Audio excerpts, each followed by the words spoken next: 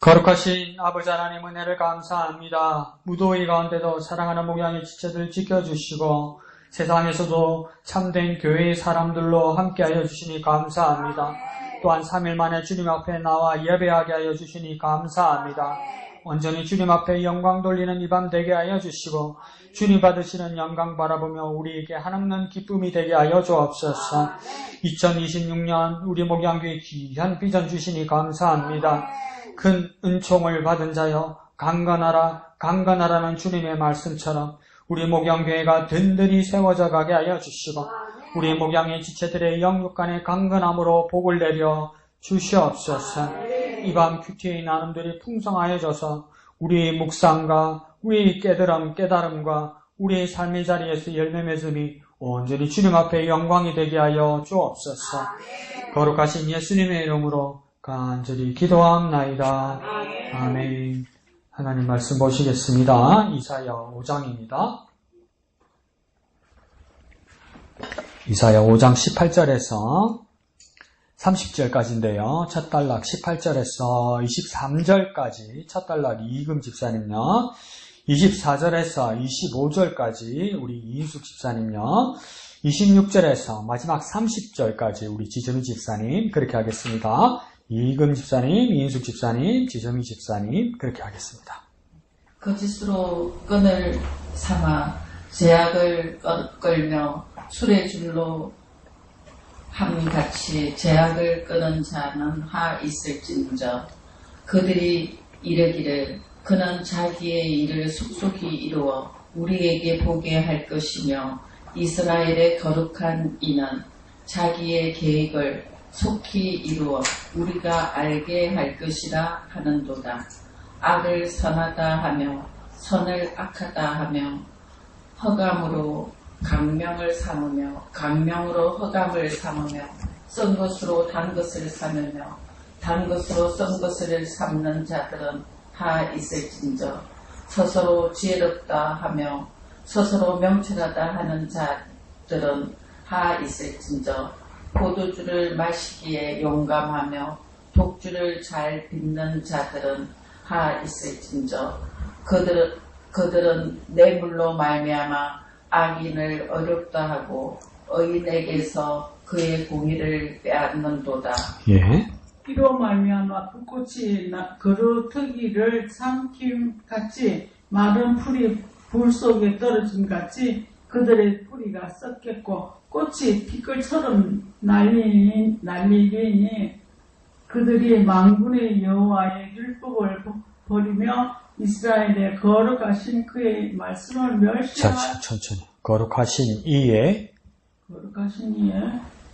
말씀을 멸시하였습니다. 그러므로 여호와께서 자기 백성에게 노를 바라시고 그들 위에 손을 들어 그들을 치신지라. 산들은 진동하며 그들의 시체는 거리 가운데에 분토같이 되었도다.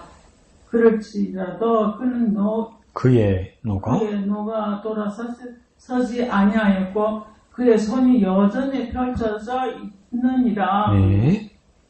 또 그가 기치를 세우시고 먼 나라들을 불러 땅 끝에서부터 자기에게로 오게 하실 것이라. 보라, 그들이 빨리 달려올 것이로되 그 중에 곰핏하여 넘어지는 자도 없을 것이며 조는 자나 자는 자도 없을 것이며 그들의 허리띠는 풀리지 아니하며 그들의 들매끈을 천천히요. 들매끈을 끊어지지 아니하며 그들의 하살은 날카롭고 모든 활은 당겨졌으며 그들의 말굽은 부싯돌 같고 병거 바퀴는 회오리 바람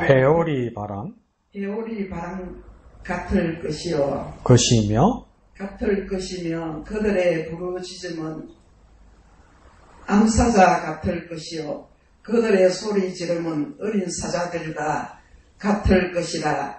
그들이 부르짖으면 먹이를 움켜 가져가 버려도 건질 자가 없으리로다. 그날에 그들이 바다 물결 소리같이 백성을 향하여 부러지리니 사람이 그 땅을 바라보면 허강과 고난이 있고 빛은 구름에 가려서 어두우리라. 아멘. 자, 이사야서를 보는데 한번 쫙 읽어보니까 한글은 한글인데 너무 상징적인 말들이 너무 많다, 그죠? 네. 그래서 이 상징이 무엇을 말하는지가 어려울 수는 있는데 왼쪽에 해설들을 보면 대강 어떤 말씀을 하는지 감을 잡을 수 있습니다. 그러니까 묵상하실 때 오른쪽 본문을 먼저 읽고 묵상하시고 또 왼쪽에 참고되는 부분들을 도움받으면 웬만한 본문의 흐름은 다 이해할 수 있습니다. 그러니까 오른쪽 읽고 왼쪽도 이렇게 잘 참고해서 보십시오. 그럼 무슨 말인지 거의 다 이렇게 나오고 있습니다. 자, 왼쪽에 제목 한번 읽어볼까요? 시작. 화 있을진저. 화 있을진저. 이거 이사야가 이 말을 하기도 했지만 예수님께서도 복음서에서 화 있을진저 이러면서 말씀을 시작하시죠.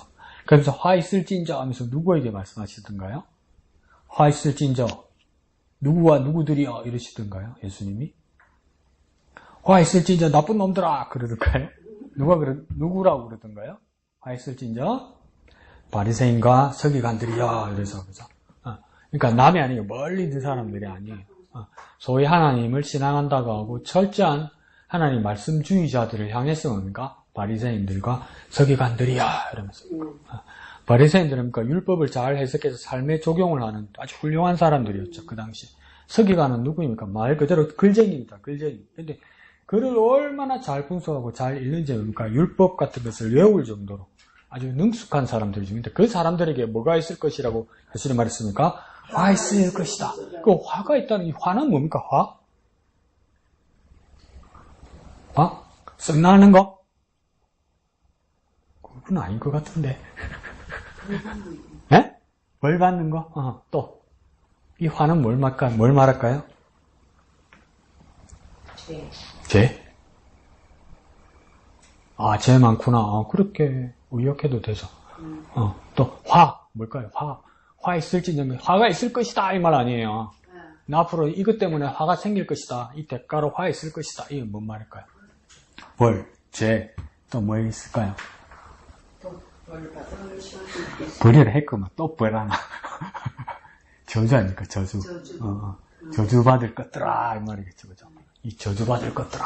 이렇게 말하는 것이겠죠. 이 심판 받을 것들아. 이렇게 말하는 것이겠죠. 그래서 완전 의역을 많이 하는 사람들은 어떻게 이야기하냐면, 슬프다. 이렇게 말하는 사람도 있어요. 슬프다. 슬프다. 우리 식으로 이야기하면 어떤 말일까? 야, 큰일 났다. 이거 어떡하냐? 큰일 났다. 이것도 뭔가 화 있을진저죠. 그러면 저주받을 것들아, 벌받을 것들아 이러면 뭡니까? 나하고 멀리 떨어져 있는 사람들이고 슬프다, 큰일 났다면 나하고 어느 정도 관계 있고 가까운 사람들이란 말이죠. 그런데 우리는 이제 큐티하는 사람들이다, 그죠? 큐티는 뭡니까? 나하고 다른 사람들아 이렇게 되는 건 아닐까요?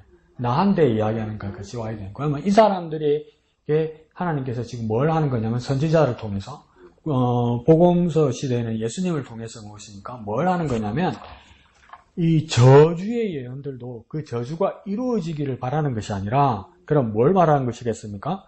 경고하시는 거죠. 경고. 경고에는 두 개의 기로에 서 있는 겁니다. 경고. 뭡니까? 저주를 면할 수도 있고 그대로 저주 받을 수도 있는 거예요. 그러면 이걸 다시 말하면 뭡니까? 아직은 기회가 있어요. 아직은 기회가 있는데 여전히 그대로 살면 심판과 저주가 그대로 있을 것이고 이 하나님의 경고의 말씀을 듣고 회개하고 돌이키는 자들이 뭡니까? 그 저주가 거둬져 없어지게 될 것이다 이 말이에요. 그러니까 우리에게 주시는 모든 말씀들은 뭡니까? 그대로 심판과 저주가 우리에게 임해서 더 이상 돌이킬 수 없다는 것이 아니라 우리에게 이런 문제가 보일지라도 심판하시기 전에 먼저 말씀하시는 것에 하나님의 마음은 무엇입니까? 우리가 회개하고 돌이키기를 원하는 거예요. 그리고 우리가 큐티하는 것의 중점은 뭡니까? 이거는 누구한테 이야기하는 것이다. 이거는 남한테 이야기하는 것이다. 지금 저렇게 보니까 나는 괜찮다. 이러면 큐티 잘못된 거예요. 이 사람들의 문제가 누구의 문제가 되어야 됩니까? 우리의 문제가 되어야 돼요. 그러니까 4개 적용되어 있어. 4개. 그러니까 예수님께서는 가장 궁극적으로 말했죠. 화 있을진저 외식하는 서기관들과 바리새인들이여 이랬단 말이에요. 근데 그냥 바리새인과 서기관이 아니라 외식하는 바리새인들과 서기관들이야 이러면서 경고하셨단 말이에요. 그 외식은 뭡니까? 그러면 외식은. 그 외식을 예수님 왜 그렇게 싫어했습니까? 아무래도 목사님 집밥이 최고지요. 또 그거요. 이 외식은 뭡니까? 율법만 따르는 사람. 율법만 따르는 사람. 또 사전적인 의미에서 이 외식은 뭡니까? 예수님 그런 말씀도 하셨죠. 경건의 모양은 있으나 진정한 속에 경건은 네 마음에 경건은 없도다 이러면서 그걸 뭐라는 거 외식이라고 이야기한단 말이에요. 그 외식이란 말은 뭡니까? 형식하고 같은 말이죠. 형식주의. 그럼 다시 뭡니까? 모양은 있어. 근데 진정한 진심은 없어. 이게 뭡니까? 외식, 형식이란 말이죠. 그러니까 밖으로 볼 때는 바리새인들과 서기관들의 모습이 훌륭하단 말이에요. 하나님의 섬기는 모습이. 근데 그러니까 본심이 가짜라는 게 예수님 눈에 훤히 보이더라는 거죠. 그래서 공동번역에서는 외식하다를 뭘로 번역했냐면 위선자더라 이렇게 해놨어요. 위선자. 그 위선은 뭡니까? 위선은 뭡니까? 위선. 체하는 거? 위선은 뭡니까? 선인데 가짜 선 이렇게 말할 때 위선이라고 그럽니다. 모습은 선인데 가짜 선. 그러니까 선의 모양은 갖추고 있어요. 근데 정작 가짜 선. 그러니까 하는 방법도 알고 하는 모양도 알고 하는 그 모습 다 알아요. 왜요? 율법을 알고 하나님 말씀을 지키려고 하는 자들이었단 말이에요. 그 사람들에게 무엇입니까? 그 겉모습만으로는 무엇입니까? 이 저주를 면할 수 없다는 거예요. 그러면 우리에게 어떻게 적용해 볼까요?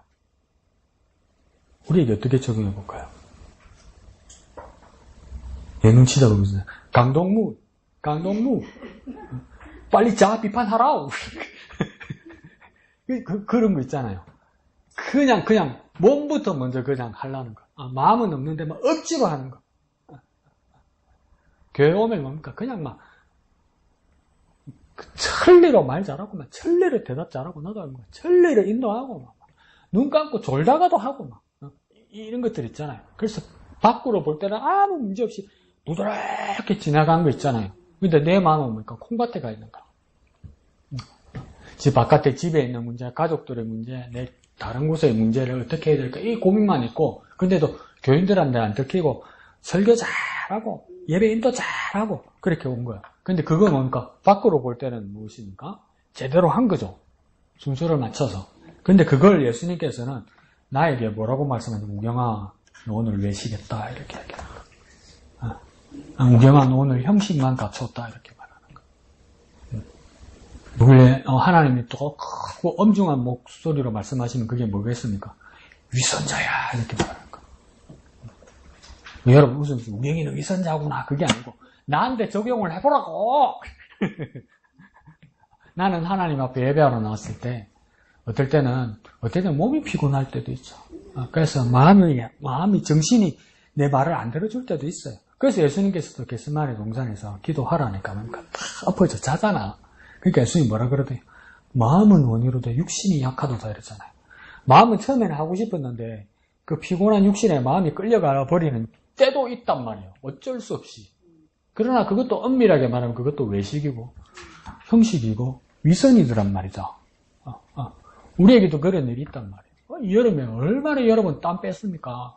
그렇게 교회 오니까 추울 정도로 시원하니까 몸이 피로가 확 벌리면서 넘어가잖아. 그럴 수 있잖아요, 그게. 근데 그건 뭡니까? 마음은 떠난 거죠, 마음은 떠난 거. 그래서 내가 이걸 어떻게 다 잡을까? 옛날에 할아버지 목사님은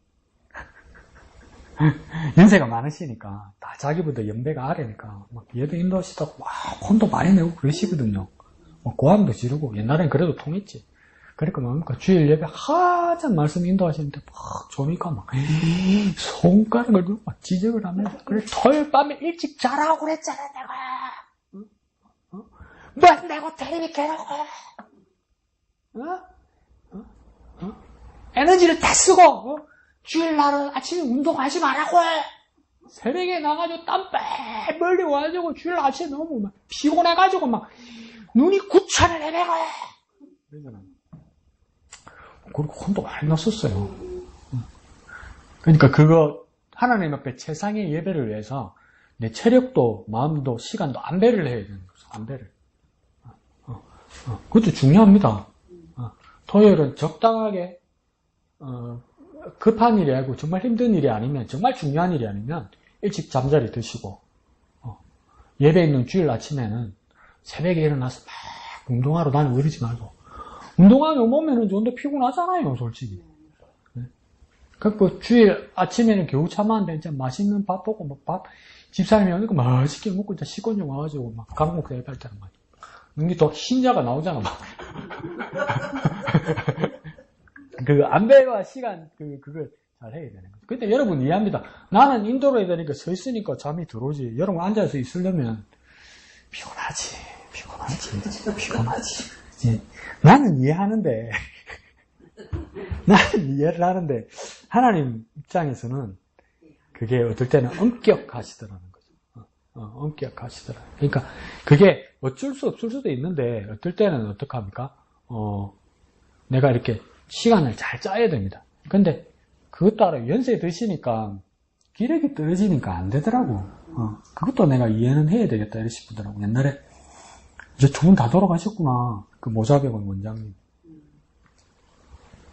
부부가 이렇게 예배하러 올라왔는데 2층에 예배당에 그때 엘리베이터도 없었어. 계단을 이렇게 두 분이 올라오는데 2층 예배당 계단에 올라오는 게 너무 두 분 다 힘이 겨워.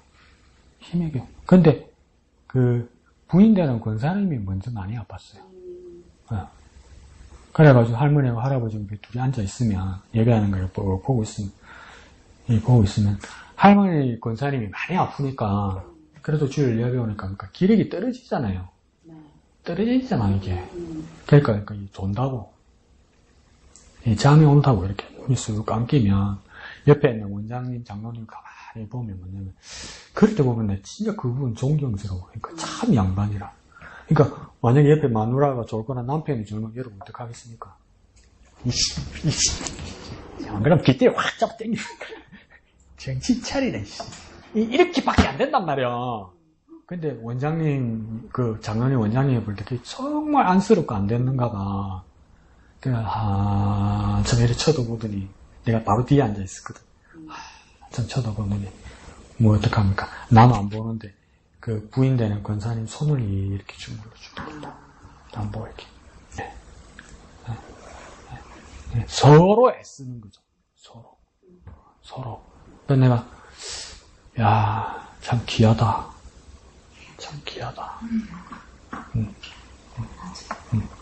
그럼 여러분 또 쓰는 거죠. 이런 예배 시간에 목사님 뭐 그렇긴 한데 그러니까 그게 막 힘이 붙여서 그렇게 안 되긴 하는데 그 애쓰잖아요.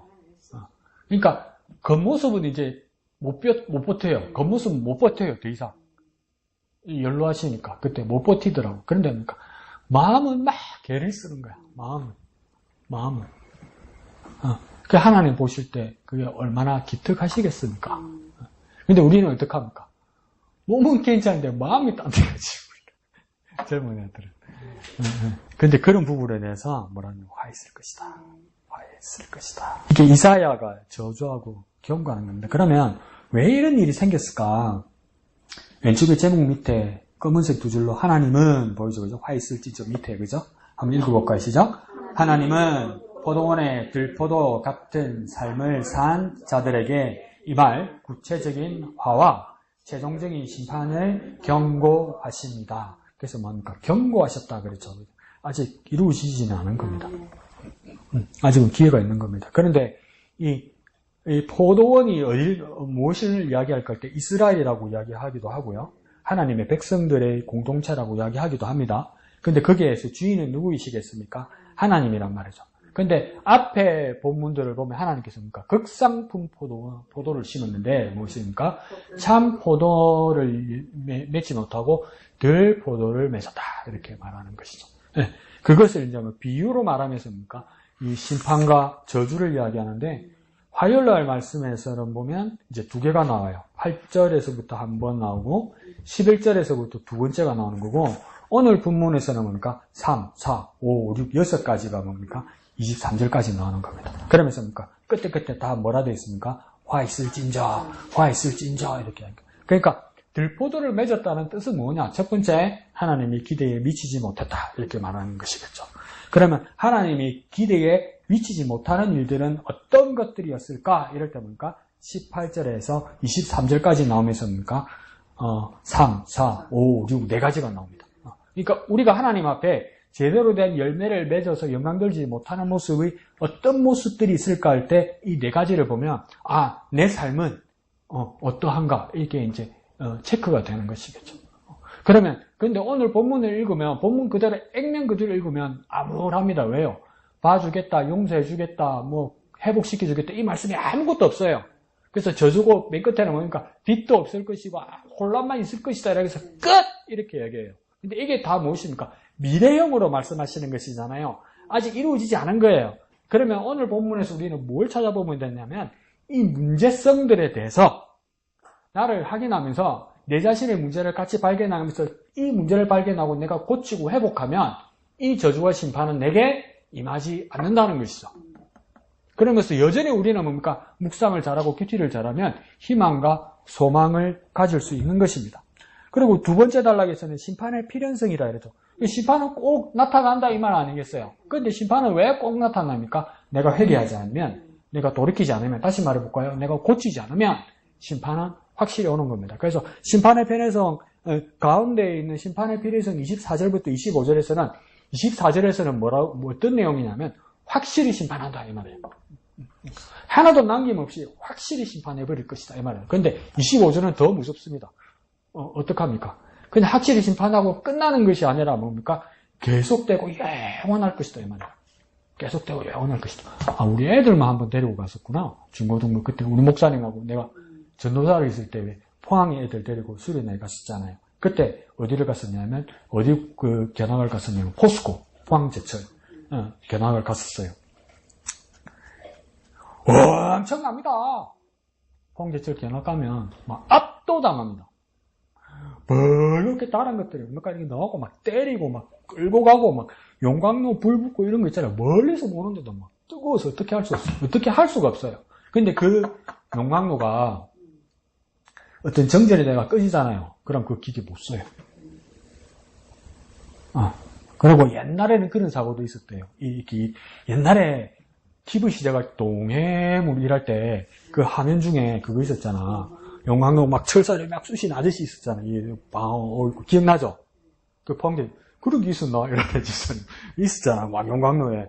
그래서 옛날에는 그런 사고도 있었대요. 가까이 있었어요. 요즘은 로봇 팔들이 다 하지만 가까이 있으니까 그게 막 그 사고로 그 용광로에 빠져서 죽는 분도 있고 그랬었어요. 사고로. 그럼 그거 용광로 못 꺼요. 끌 수가 없어요. 그 계속 타야 되는 거야. 계속 뜨거워야 되는 거야, 이게.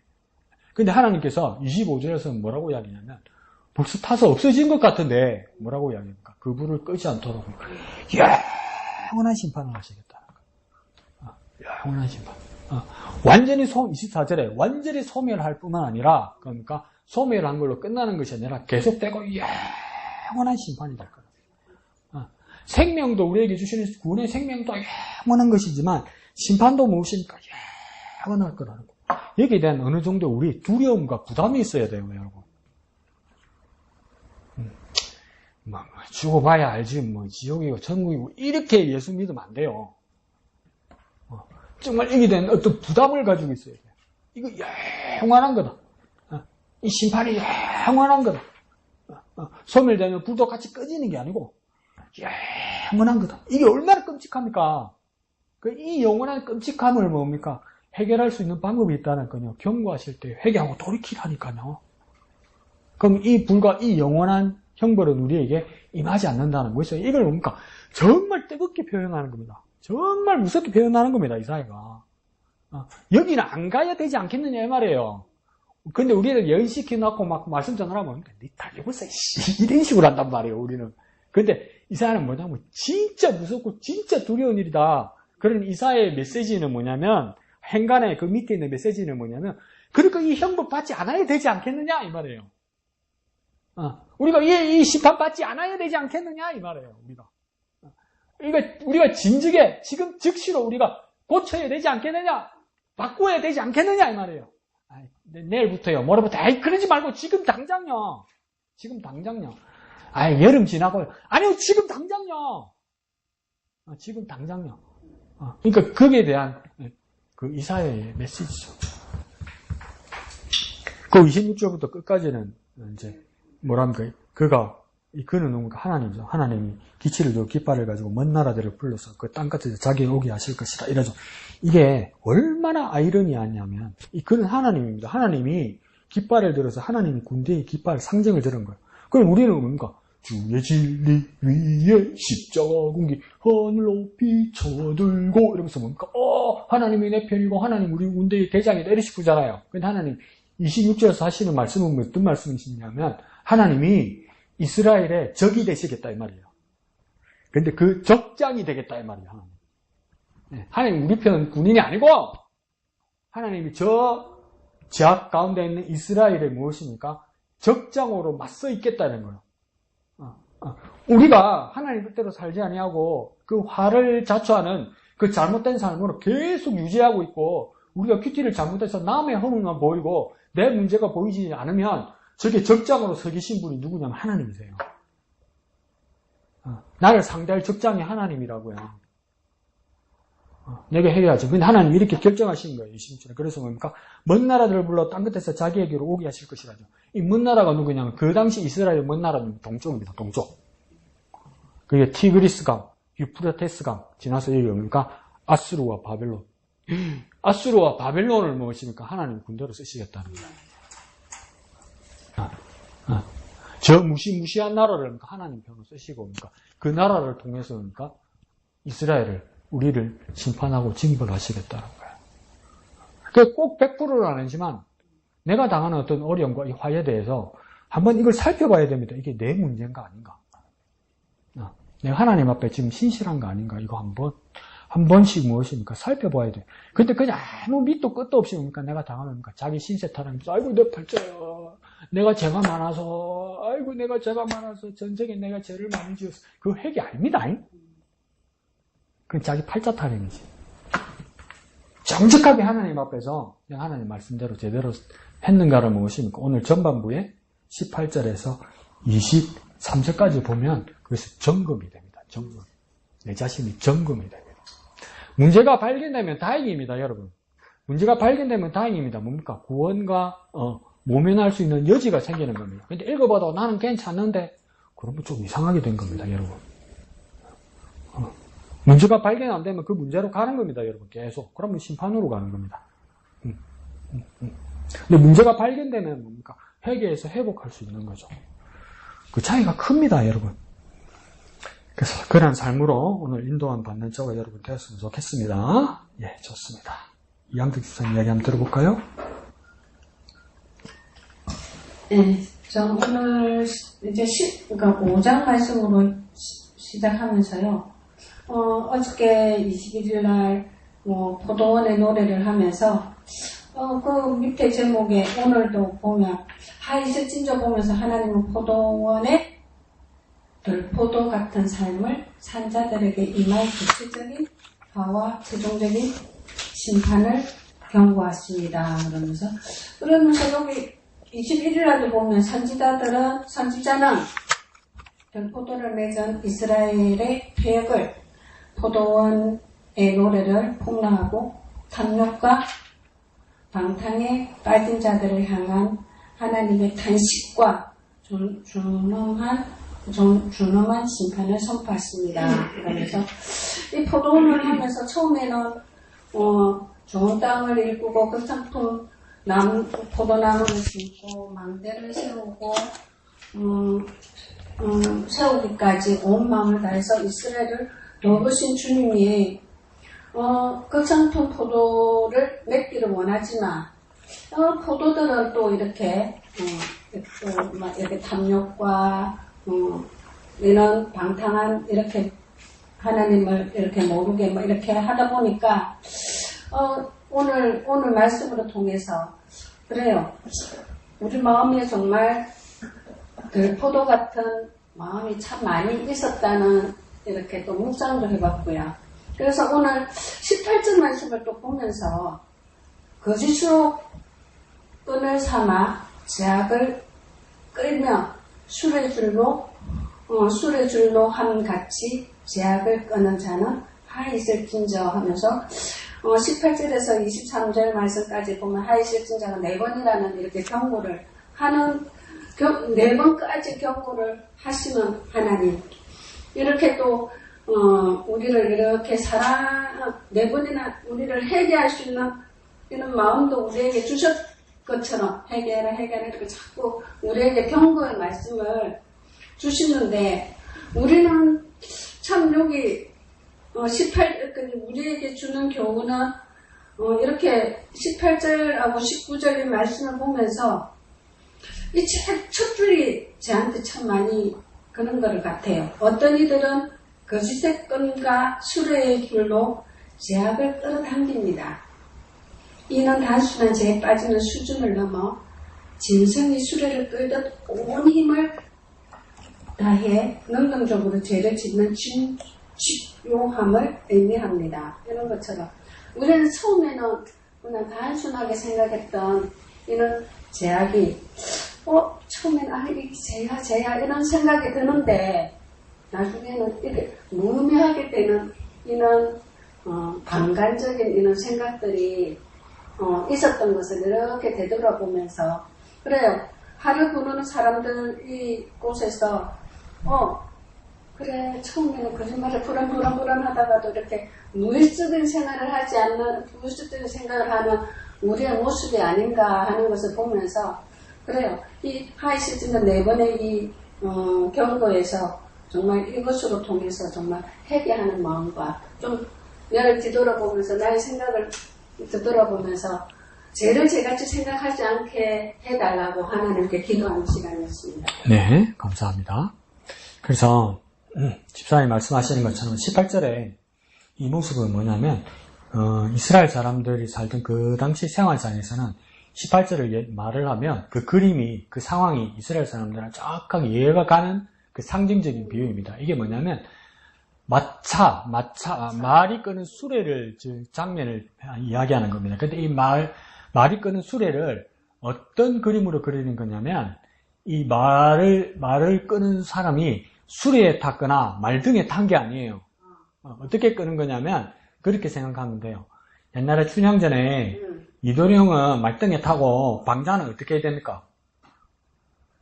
방자는 그러면 그 말을 어떻게 해야 됩니까? 네? 입에 붙어있는 그 줄을 끌고 가야 되잖아. 그러니까 여기서 그림은 어떤 그림이냐면, 말이 수레를 달고 있는데 그 사람이 수레를 타서 이리야 하거나 말등에 타고 이리야 하는 게 아니고 어떡합니까? 이 짐을 싣고 무엇입니까? 목적지로 가기 위해서 말 앞에서 무엇입니까? 줄을 끌고 가는 거란 말이에요. 이 그림이. 근데 이게 여기서 정말 충격적으로 이사야가 고발하고 나무라는 건 뭐냐면, 무엇을 끈다고 이야기합니까? 18절 중간에도 무엇을 끈다고요? 18절 맨 위에 줄에 무엇을 끌며? 무엇을 끌며? 그렇죠. 제약을 끌며 이래죠. 근데 그 바로 밑에 줄 시작할 때도 뭘 끈다고 합니까? 제약을 끈다고 이야기하잖아요. 근데 우리 생각에는 거꾸로란 말이에요. 우리 생각에는 어떻게 거꾸로 하냐면, 죄악이 나를 거짓으로 이끈다 이렇게 생각한단 말이에요. 그래서 다 우리는 뭐라 하냐면, 우리가 잘못하고 우리가 범죄했어도 뭐라고 생각하냐면 죄 때문에 그렇게 된 거라고. 죄 때문에 내가 죄한데 유혹을 받아서 내가 이렇게 거짓말하는 거라고 우리는 그렇게 이야기한단 말이에요. 그러니까 하나님 앞에 내가 거짓한 것에 대해서도 뭡니까? 회개하면서도 은근히 누구한테 넘깁니까? 죄악에 넘긴단 말이에요. 그런데 오늘 18절에서는 거꾸로 이야기하죠.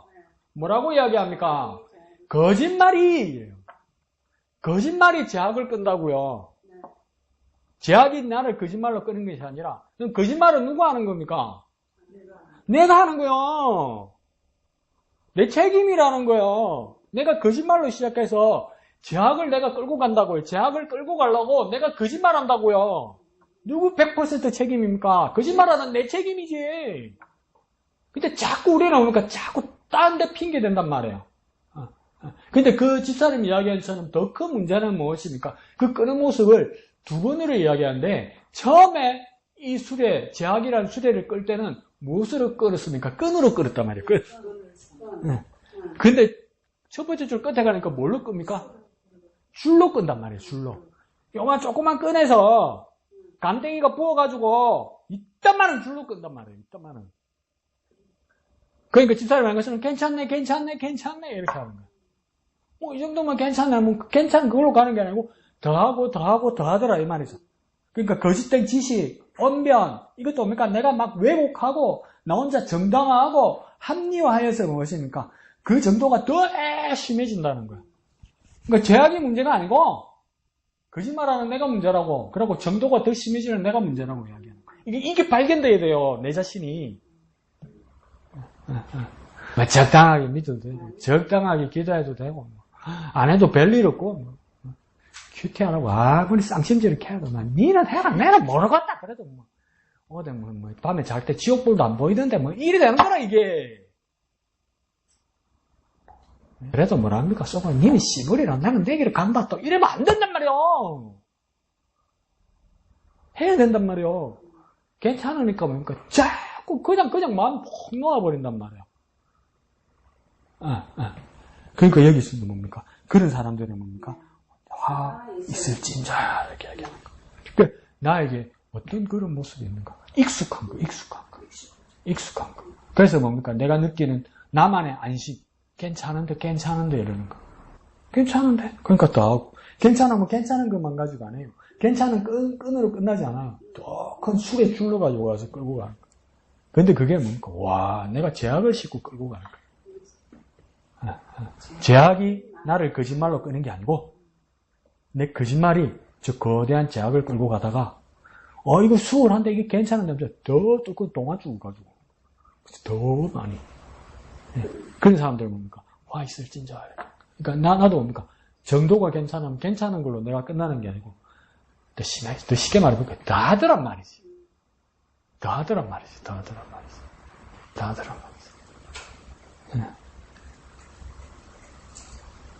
내가 갈수록 그게 싫어. 유튜브가 싫어, 갈수록. 처음에는 TV 방송국에 나와서 막 방송 심의 법이 있고 이래서 방송하는 사람들이 고리타분했거든요. 그러니까 하고 싶은 말도 안 하는 것 같고 자중하는 것 같았거든요. 그런데 유튜브는 뭐냐면 특별히 유튜브 안에서의 그 룰을 어기지 않으면 말을 심하게 해도 자기들끼리 그냥 합니다. 그러다 보니까 무슨 정도가 얼마나 심하냐면 하나님을 조롱하는 정도가 아니라 그냥 대놓고 욕합니다. 그래도 자기들 보면은 그게 저촉이 안 되는 거예요. 그래서 싫어. 자기들은 몰라서 그렇다고 내 자유라고 이야기하겠죠. 그 자기가 하는 거예요, 자기가. 그러니까, 그러면 우리에게는 어떻게 적어요? 목사님, 나는 스마트폰도 있어도 전화만 받는 게고, 유튜브가 어디 붙어 있는지도 모르고 나는 모릅니다. 어쩌면 다행이지. 그런데 그것보다도 유튜브를 모르니까 나가 제약에서 벗어난 것이 아니라, 여러분, 하나님 말씀 위에서 접하는 정보들이 얼마나 많고, 듣는 이야기들이 얼마나 많고, 만나는 사람들이 얼마나 많습니까? 여러분, 유튜브 안 보고 스마트폰 안 보면 아무것도 접하는 게 없습니까? 그 하나만큼 더 많지. 그런데 뭐라고 합니까? 목사님, 그건 아닌 것 같은데, 뭐라 사편데 하면서 다 옮기잖아. 근데 그게 뭔가, 하나님 뜻하고 아무리 상관없고, 어떨 때 정반대 이야기야, 정반대 이야기. 그렇게 우리가 노출되어 있어요, 우리가. 그럼 이걸 어떻게 극복해야 됩니까, 이걸? 목사님, 그만 팍 끊으면 되는데, 끊어지던가요? 미국, 캐나다에 부모가 이민을 갔는데, 어릴 때 애를 데리고 갔는데, 한국말 안 잊어버리게 하려고, 학교에서는 영어를 쓰더라도, 집에서는 절대 영어 쓰면 안 된다. 한국말 해라. 이러니까 애들이 어떻게 하는 줄 아세요? 영어 안 써요, 진짜. 한국말도 안 해요. 영어 쓰면 혼나니까 한국말도 안 해. 엄마, 아빠하고 말도 안 해. 그럼 저와 여러분이 노출되어 있는, 컴퓨터 상에, 스마트폰 상에 어떤 그 유해한, 잘못된 정보들, 그것뿐만 아니라 우리가 만나는 사람들, 우리가 접하는 정보들, 우리가 보는 TV들, 그 한마디 한마디를 우리가 극복하려면 어떻게 할까? 목사님 끊으면 됩니다. 끊으면 되는데, 그 끊고 나면, 끊은 장소와 끊은 자리와 끊은 시간 외에 여러분 막 입 가만히 다물고 있습니까? 그게 안 된단 말이에요. 그러니까 사실은 엄마 아빠도 걔들에게 뭘 말하는 겁니까? 영어를 못하게 하는 것이 아니라 한국말을 잊어버리지 말라는 뜻 아니에요. 그러니까 한국말 하라는 뜻 아니에요. 근데 애들은 스트레스 받아서 뭐라 합니까? 영어 하면 맞아 죽는다는 생각 때문에 입 다물고 있는 거예요. 그와 마찬가지로 하나님의 사람들은 무엇입니까? 세상의 유해한 것들을 극복하기 위해서 안 보고 끊는 게 중요한 게 아니고 그 시간에 더욱더 하나님과 접촉하고 하나님 말씀을 묵상하고 하나님 뜻을 따라 기도하는 게 중요하단 말이에요. 자꾸 끊어가지고 그게 내한테 무슨 영생이 되고 무슨 생명이 되겠어. 공급되는 게 없는데. 근데 목사가 뭐래 나면 이렇게 말하면 목사한테 혼나 이러죠. 내가 뭐 집사람실은 뭐 CCTV를 달아놨나 내가 뭐 도청을 하나 내가 어떻게 알아 그걸. 왜 날 팔아먹대? 그것보다 더 중요한 건 무엇입니까? 하나님 말씀을 붙들고 하나님 말씀을 묵상하고 그 말씀 따라 살려고 하는 그것에 뭡니까? 자리와 시간을 써야 되는 거예요, 여러분. 그 끊는다고 해결이 안 돼요. 강목사님도 얘기해볼까요? 강목사 집에, 그런다고 강목사 집에 인터넷 끊어보세요. 나 어떤 일이 일어나겠어. 금단현상이. 그까지 안 된단 말이에요. 더욱더 무엇입니까? 하나님 말씀에 가까이 있어야 된다. 그렇지 않으면 지금 역작용이 일어납니다. 내가 거짓말해서, 내가 내 자신을 합리화해서, 무엇입니까? 거짓을 끌고 가는 적극적인 일을 한단 말이죠. 그래서 더욱더 하나님 말씀을 붙들고, 더욱더 하나님과 가까이 하고, 더욱 주님의 뜻을 따라 깊이 해야 합니다. 그래야 이 일들을, 이 화를 면하고 하나님의 은혜로 회복할 수 있는 것입니다. 네, 좋습니다. 예, 목사님. 예, 저는 25절에, 그의 노가 돌아서지 아니하였고, 라고 하는 말씀입니다. 지금 이제 심판이 시작되어져가지고, 하나님의 노가 이제, 백성들에게 임하지요. 25절을 보면, 그들의 시체가 이제, 거리에 막 이렇게 나뒹구는 그 정도의 상황이 되어졌어요. 그런데도 노에서 돌아서지 아니하고 또 그의 손이 여전히 펼쳐져 있는 모습을 보인다라고 말씀하고 있거든요. 언제까지일까? 어느 정도 해야 하나님은 만족하실까? 진짜 많이 묻다 아이가 이 정도면 되지 않습니까? 이 정도 죽었으면 하나님께서 노를 거두셔도 되지 않겠습니까? 하는 그런 생각을 좀 해봤어요. 도대체 언제까지 그렇게 노를 물론 이제 하나님께서 화를 이렇게 잘 내시는 분은 아니시긴 하지요. 네.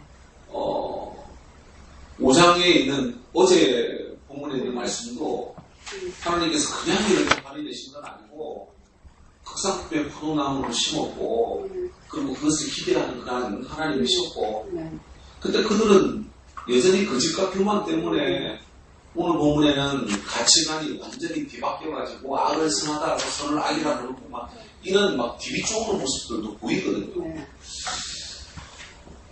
어느 때까지일까? 내가 기도를 많이 하면 될까? 아니면 봉사를 많이 하면 될까? 아니면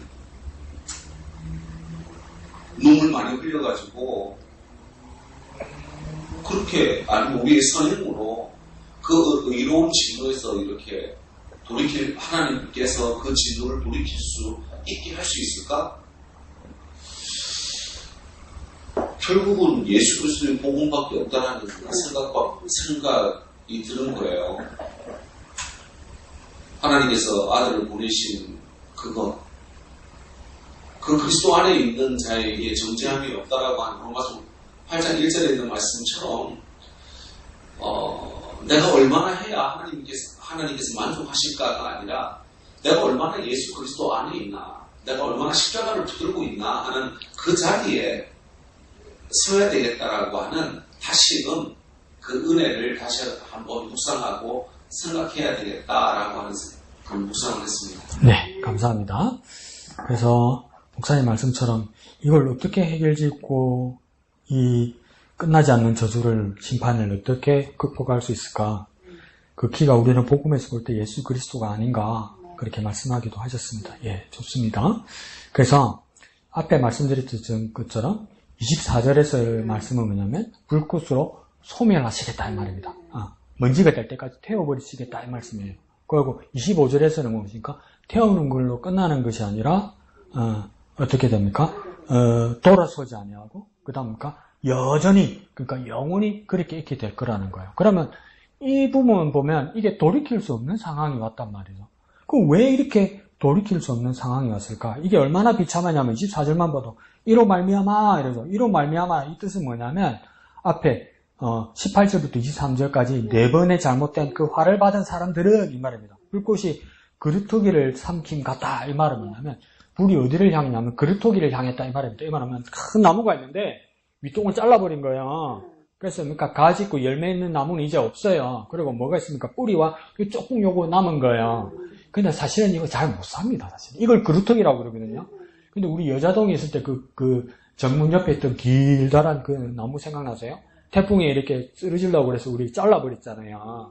그런데 뿌리를 뽑은 게 아니고 무엇입니까? 그 조경 전문가가 와서 한 요 정도까지 남겨서 이렇게 끊어버렸단 말이에요. 그런데 끊어주면서 그 전문가가 뭐라면 이래 놔도 얘들 죽습니다 이랬어요. 뿌리 못 산다고. 그러니까 살기 어려워요 사실은. 그런데도 하나님께서는 이사야서나 예레미야를 통해서 뭐라고 이야기하냐면 위턱을 잘라가가지고 저 아수르 바벨론으로 딱 끌고 가고 그러로 남아있는 것이니까 쓸모없는 것 같은 그루터기다. 근데 이 가능성은 뭡니까? 거의 희박하다 살아나. 그렇지만 하나님께서 뭡니까? 이 남아있는 그루터기에게 다시 생명을 소생할 것이다. 이러면서 뭡니까?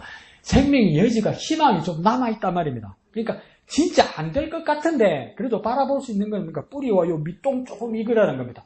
혹시 살아날 수 있지 않을까 하는 희망의 여지를 가지고 있다는 겁니다. 생명의 여지를 가지고 있다는 겁니다. 우리가 아무리 하나님 앞에 심판받아도 혹여 희망이 있고 살 수 있지 않을까? 그렇게 이야기했는데 불꽃이 어디로 가니까 그 그루터기를 삼켜버렸다 이 말입니다. 이거는 뭡니까? 생명의 여지가 없다 이 말이에요. 너희들의 희망을 가질지라도 너희들은 혹시나 그럴지라도 하나님의 불꽃은 뭡니까? 그 생명의 여지 희망마저도 뭡니까? 삼켜버릴 것이다. 이거 뭡니까? 못 살아난다 이 말이에요. 오 정말 무섭죠. 그 다음 뭡니까? 마른 풀이 불 속에 떨어진 같이 그 뿌리가 썩겠다 이 말이죠. 그러니까 그루터기의 뿌리가 뭡니까? 생명의 본질이 사라질 것이고 꽃이 뒷글처럼 날리리리 이러잖아요. 전에도 말씀드렸죠. 한문말 중에 화무 11홍 이랬죠. 그죠? 화무 11홍이 뭡니까? 아무리 예쁜 꽃도 10일 못 넘어간다. 아무리 예쁜 꽃도 10일 지나면 다 진단 말이에요. 그러니까 아무리 꽃핀 거 그것 가지고 너희가 희망을 가지고 있을지라도 너희가 버티고 그러면 그 버틴 꽃이 영원하겠냐 이 말이에요. 결국은 시들어서 떨어지지 않느냐. 그렇게 너희들 희망 없다 이 말이에요. 그렇게 심판하겠다 이 말이에요. 그럼 여기서 끝났다 이럴 건데 뭐라고 이야기합니까? 내가 전에 말씀드렸던 것처럼 25절에 뭡니까? 그의 노가 목사님 말처럼 그의 노가 돌아서지 않을 것이다. 그래서 계속 될 거라는 겁니다. 이 정도면 되지 않았느냐? 하나님 이 정도면 된 거 아닙니까? 이럴 때도 뭡니까? 하나님은 계속 그 노로 심판하실 것이다. 그 화로 심판하실 것이다. 왜 이렇게까지 하시는 걸까? 왜 이렇게 심하실까 싶으잖아요. 당하면요 때리는 사람 잘못한 것만 생각돼요. 내 잘못한 게 생각이 안 나. 내 억울한 것만 생각나. 사람은 그래요. 당하면 내 억울한 것만 생각나요. 내 잘못한 게 생각이 안 나요. 하나님은 왜 노를 그치지 아니하시고 돌아서지 않고 계속 노를 바라실까? 내가 그만큼 잘못한 거예요. 돌이킬 수 없는 죄란 말이에요. 돌이킬 수 없는 죄. 내 잘못한 건 생각 안 나고 뜨거워 힘들어. 하나님 왜 이렇게까지 하나? 나 정말 억울한데 이렇게 생각한단 말이에요. 엥가이 하시지 이렇게 바보같이 생각한단 말이에요. 왜 그치지 않을까? 내가 그만큼 잘못했다는 걸 기억하지 못한다는 거죠. 나 그만큼 잘못한 겁니다. 내가 그만큼 잘못했기 때문에 바울도 뭐라고 절규합니까? 죄의 삭은 사망이라고 해요. 죄지었으면 죽는 거라고 이야기해요. 죄지었으면 돈으로 해결하거나 안 그러면 좋은 의사 만나거나 좋은 뒷돈 되거나 빽이 있거나 그런다고 살 수 있는 여지가 없다고 그래요. 무기징역으로도 안 된다고 그래요. 그냥 네 죄값은 죽어야 된다고 이야기해요. 끝난다는 거예요. 그 정도로 내 죄가 심각하다는 겁니다. 에이, 이거 참 심하네. 많은 분이 있는 놈 다다듬하는 그 1년 365일에 한두 번 그거 하나님 뜻 안 따르고 웃자다가 교회 한번 못 나온 거 가지고 몸살이 나서 안 할 거만은 그걸 갖고 그래 못 참겠다고 아니라고요. 더 잘못한 거 있어. 이 말이에요.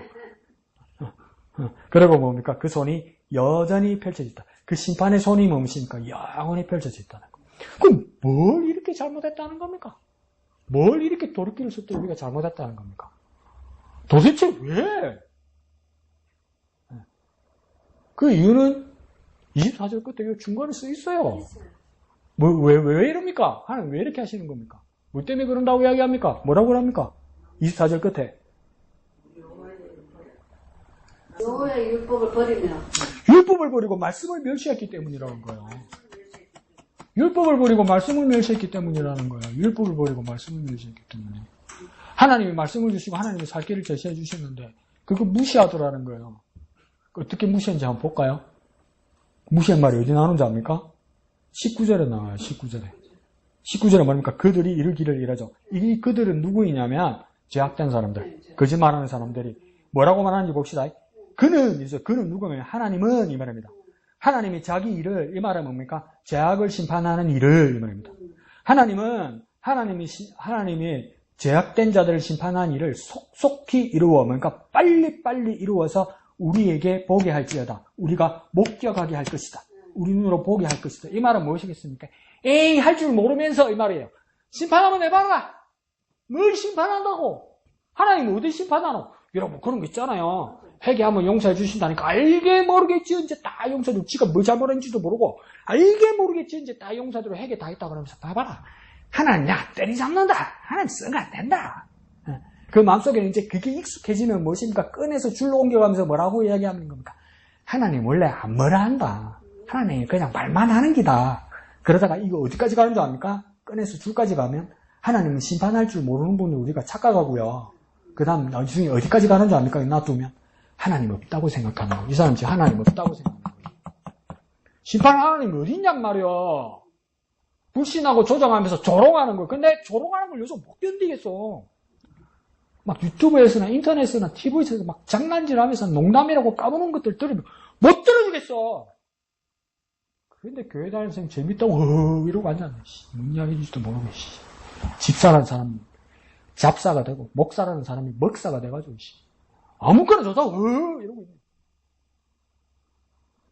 지금 그 이야기예요. 그 다음 그 뒤에는 뭐라고 이야기합니까? 이스라엘의 거룩한 이는 이 말이죠. 이 이스라엘의 거룩한 이가 누굽니까? 하나님은 이 말이죠.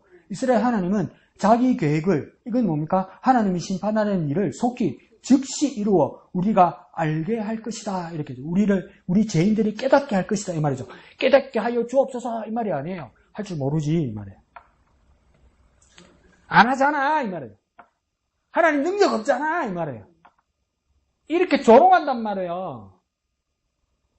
왜 이렇게까지 조롱하게 되었습니까?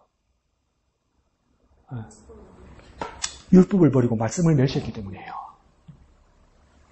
목사님 내가 알고 있는 거 있습니다. 옛날에 믿고 있는 거 있습니다. 중고등부 때 외웠던 거 있습니다. 그것 가지고 삽니다. 아니요. 그런 식으로 믿고 그런 식으로 살면요. 율법을 보지 않고 말씀을 보지 않기 때문에 나중에 무시하고 하나님을 조롱하는 자리까지 가고 하나님 없다는 일에 앞장서게 된단 말이에요. 하나님 말씀을 매일매일 묵상하지 아니하면 하나님 말씀에서 매일매일 고민하지 아니하면 내가 하나님 말씀대로 사는데 장애물에 부딪히고 이것 때문에 슬피 눈물을 흘고 막 애쓰는 일이 없기 시작하면 하나님의 노는 그치지 않습니다. 그만큼 잘못했기 때문에 그만큼. 그러니까 이 죄가 심각하다는 거예요, 여러분. 근데 그 죄 가운데 우리가 있기가 쉽다는 거예요. 익숙해지면 능숙해지면 또 그래 샀는다 이렇게 된단 말이에요. 처음에는 강 목사 또 그래 샀는다 이러다가 뭡니까? 그냥 강 목사 하는 말이 우습기 시작하면 나중에 어디까지 가면 아이고 하나님 또 그래 샀는다. 엥가 해 샀네 이렇게 된단 말이에요. 그 아나무구라 아멘 이라고 말아버린단 말이에요. 아나무구라 아멘 기분 좋지 이거 알고 이러고 말아버린단 말이에요. 네? 그러다 하나님이 나중에는 뭔가 하나님이 없다 돼버린단 말이에요. 하나님이 없다. 그러니까 이 죄악의 굴레에서 어떻게 벗어나고 이 심판에서 어떻게 벗어나겠습니까? 그러니까 단 하나의 길이 뭐가 있다고 목사님 아까 말씀하셨습니까?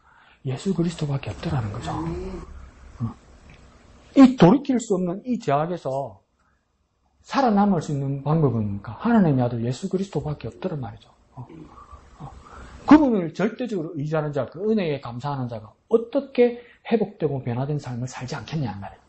예수로 구원받았으니까 끝이 아니고 그 주님의 뜻을 따라 다시 살려고 다시 시작하지 않겠냐 이 말이에요.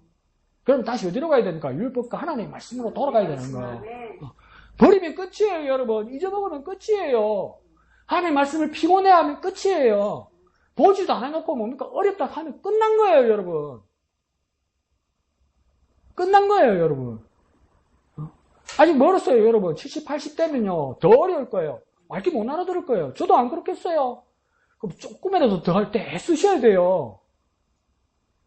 갈수록 말씀이 어려울 거예요. 왜요? 우리 머리는 이제 둔해서 가요. 나이 들어가는 건 어쩔 수 없어요. 그렇지만 지금 주시는 기회에 더 하고 하려고 해야 돼요. 그러니까 그 찬양이, 그 찬송이 사무쳐야 되는 거예요. 내 평생에서 내 평생에서 내 속에 주신 사랑을 간절히 알기를 원하네 그러잖아요. 주면 좋고 안 주면 할 수 없고 누가 그래요? 누가 그러대 누가? 주면 좋고 안 주면 할 수 있고 누가 그런 식으로 살아요? 누가? 정말 애쓰셔야 됩니다. 정말 애쓰면 뭐가 보입니다, 여러분. 계속 반복하면 뭐가 보입니다, 여러분. 보입니다. 그렇게 이 헤어날 수 없는 이 심판의 굴레 속에서 예수 그리스도로 말미암아 회복되고 우리의 잘못된 점들이 다시 고침받는 저와 여러분 되시기를 부탁드립니다. 예, 좋습니다. 또 누구 나눔하실 분 계신가요?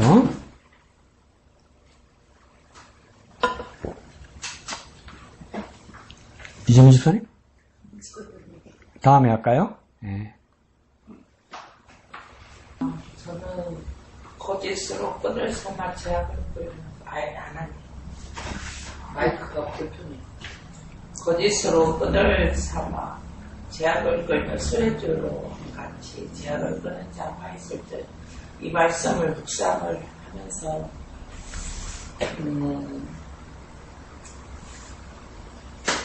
교만한 나의 생각을 내려놓고 하나님의 말씀으로 나의 하루를 돌아보며 가벼운 죄라도 그냥 지나치지 말고 잘못된 습관이 반복되지 아니하도록 매일매일 훈련하자 이런 생각을 했습니다. 예, 좋습니다.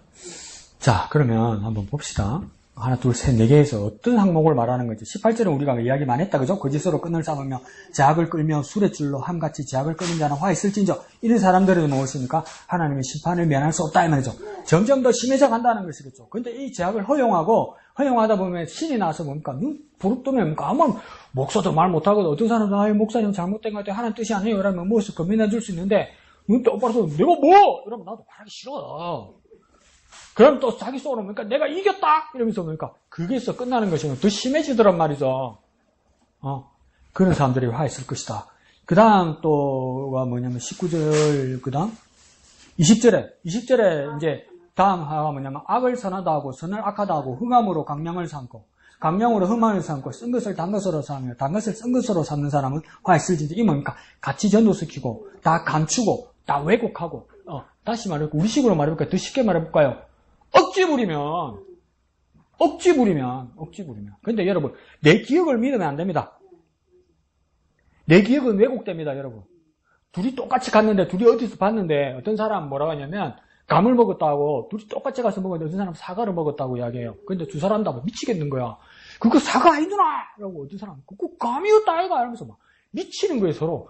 아이, 같이 나눠 먹었잖아! 반 쪼개가지고. 그래, 그게 감이지, 그게 사과지, 이래요. 두 사람 중에 한 사람이 어떻게 됩니까? 거짓말 하려고 그러는 것이 아니라, 왜곡됩니다, 왜곡. 자기 자신을 믿으면 안 돼요. 자기 자신의 기억도 믿으면 안 돼요. 그래서 유대인들도 뭡니까? 심판할 때, 재판할 때 한 사람의 증언을 받아들이지 않습니다. 두세 사람. 그래서 두세 사람은 이렇게 말하는 거예요. 두세 사람. 이상 그 의견이 일치해야 되는 거예요. 그러니까 여기서 가치 전도는 뭐냐? 왜곡되는 거예요. 근데 이 왜곡을 더 쉽게 우리가 말합시다. 억지 부리면 안 된단 말이에요. 억지 부리. 똑같은 상황, 똑같은 걸 봐도 여기서 보면서 여기서 이 반주기를 보면 모니터만 보니까 이 반주기는 파란색이다 이렇게 되는 거예요. 근데 만약 우리 집사님들은 여기서 여기만 보잖아요. 검은색이잖아요. 그러면 뭡니까? 이제 서로 싸우는 거. 파란색이다. 그러니까 검은색이다, 이씨. 오다 당다리 봉사가, 이씨. 생명이가, 이 새끼가, 이씨. 미치겠네. 파란색이라고. 검은색이라고. 이제 난리가 난 거예요. 근데 여기서 우리가 생각해야 될 건 뭐냐면, 어디서 보면 검은색이 보일 수 있겠구나. 이 여지를 가지고 있어요.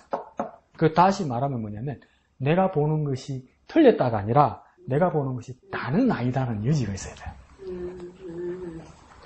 근데 그게 어찌된지 아닙니까? 나이 먹을수록 고집만 세죠. 고집만 세. 그래 뭡니까? 화만 나, 화만 나. 근데 그러면 다시 말해서 근데 그게 내 기억이 왜곡될 때도 있어요. 그때 뭡니까? 내가 어떤 마음을 가졌냐면 억지 부리면 안 된다. 억지 부리. 그럼 우리가 다 앞에 어디 서 있어야 되겠습니까? 하나님 말씀 앞에 같이 그 말씀을 보면서 나누어야 되는 거죠. 그러면 그 같은 하나님 말씀 가운데 그 사람은 이렇게 말하고 이렇게 말할 때도 있어요. 그러나 그 범위 안에 있으면 이 사람이 이렇게 볼 수도 있고 이렇게 볼 수 있다는 인정하면 또 풍성해지는 거예요. 그게 규제 아닙니까? 근데 이 사람들이 뭡니까? 억지 부리고 뭡니까? 왜곡하기 시작하고 이러는 거예요. 그리고 또 뭡니까? 이걸 멋있다고 생각하는 거예요. 다르게 이야기하면 멋있다고 생각하는 거예요. 모두, 그래서 옛날에 광고할 때 그거 있었어요. 모두가 예스 할 때 노하는 사람이 있잖아. 야, 이 맞는 건 맞는 거고, 아닌 건 아닌 거지. 다 예스 할 때 노하고, 다 노할 때 예스 하면 그걸 전문 용어로 뭐랍니까? 또라이지, 이씨. 어떻게 특이한 게 있고, 특별한 게 있을 때 어쩌다 한두 번 하는 거지, 그래서 우리 엄마, 할머니들이 뭐랄까, 공산당 빨갱이 같은 이렇게 되는 거 아니에요. 그러니까 이 모습도 뭡니까? 화 있을진자, 이렇게 말하는 거. 그 다음 무엇인가 21절에 스스로 지혜했다며 스스로 명철하다 하는 자는 화 있을진저 이러잖아요. 이게 앞에 말하자 송명집사님 말한 것처럼 이게 무엇이겠어요? 교문이죠. 교만. 스스로 지혜있다 이야기하고 스스로 명철했다고 해요. 그러니까 스스로는 그러니까 내가 이야기한 내가 내 자신을 평가하는 겁니까? 딴 사람이 나를 평가하는 겁니까? 내가 나를 평가하는 거예요. 그래서 난 천재야. 난 똑똑해 이러잖아요. 그 우리나라의 유명한 노래 작사가 중에 김잉하라는 작사가가 있거든요. 어마어마하게 작사만 했어요. 근데 그 사람이 라디오 나와서 이야기하더라고요. 밤에 혼자서 이렇게 노래 가사를 써보는 거예요. 써보면서 너무 멋있다 자기가 생각해도. 야 이건 데이트다고 쓴다. 아침에 일어나면 뭘 하는 줄 압니까? 쪽팔려 죽겠대. 창피해 죽겠대. 그러면서 뭐라고 이야기냐면 대중음악을 만드는 작사가는 내가 만족하는 글을 쓰는 게 아니다.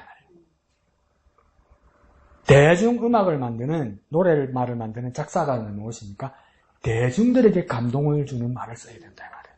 근데 우리는 대부분 뭡니까? 자기 감동이라 자화자찬이라. 근데 그거 못 써요. 그걸 뭐라 합니까? 교만이라고 이야기하는 거예요. 근데 우리는 더 큰 문제가 뭡니까? 하나님 앞에서 교만하다는 것은 무엇입니까? 더 냉철하게 말씀하십니다. 교만은 뭐냐면 악의 완성이다 이렇게. 교만한 게 뭡니까? 악을 완성시키는 일이라는 거예요. 내가 악한 것을 완성시키는 방법은 뭐냐면 내가 교만하면 됩니다. 내가 교만하면 됩니다.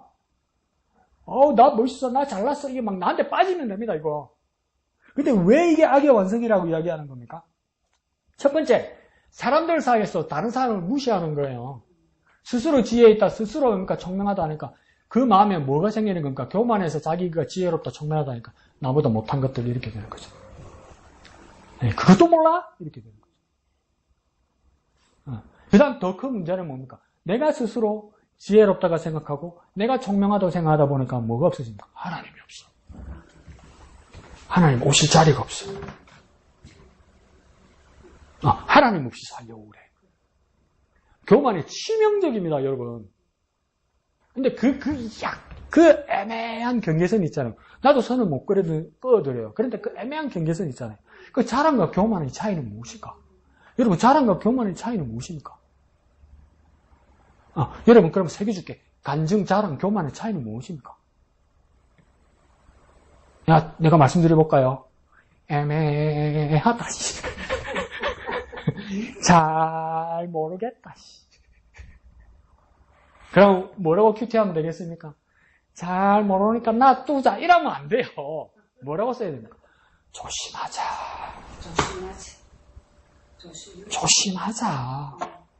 조심하자. 제발 좀 조심하자. 이렇게 가야 돼요. 모르니까 막 살자. 이러면 안 돼요. 그 다음에 뭐 어떤 의미 있습니까? 22절에 포도주를 마시기에 용감하며 독주를 잘 빚는 자는 화 있을진자 이러잖아요. 포도주와 독주가 나온다 그죠? 그래서 포도주를 마시기 용감하다 이 말은 뭡니까? 중독되었다는 거죠. 빠져나왔다는 거죠. 빠져들어갔다는 거죠. 헤어나오지 못한다는 거죠. 이게 용감하다는 건 뭡니까? 우리 옛날에 어머니들도 이야기하죠. 무식이 용감하다 이러잖아요. 이거 무모하다는 겁니다.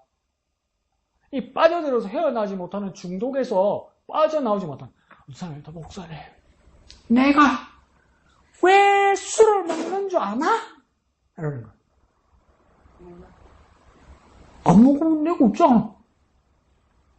내가 왜 술을 먹냐면 맨정신이 있으면 겁이 나서 그래. 겁이 나서. 그래서 술을 먹으면 겁이 없어져. 이러는 거야. 그래서 난 술을 먹는 거야. 그래서 반말 좀 하지 마라. 근데 이게 뭡니까? 그렇게 빠져있는 것은 착각에 빠져서 헤어나오지 못하는 거예요. 용기를 얻는 게 아니잖아요. 그래서 그걸 용기를 안 하고 보니까 무모함이라고 해야 돼요. 무모함. 그 다음 뭐라고 해야 됩니까? 독주를 잘 빚는 자들. 이건 뭡니까? 자기만 마시는 것이 아니라 무엇입니까? 자기와 타인을 위해서 생산한다 이 말이겠죠. 이 말입니까? 미혹을 조장한다. 미혹을 조장한다. 자기뿐만 아니라 다 빠져들게 만드는 거죠. 다. 이런 사람들 다 뭡니까? 와 있을진자.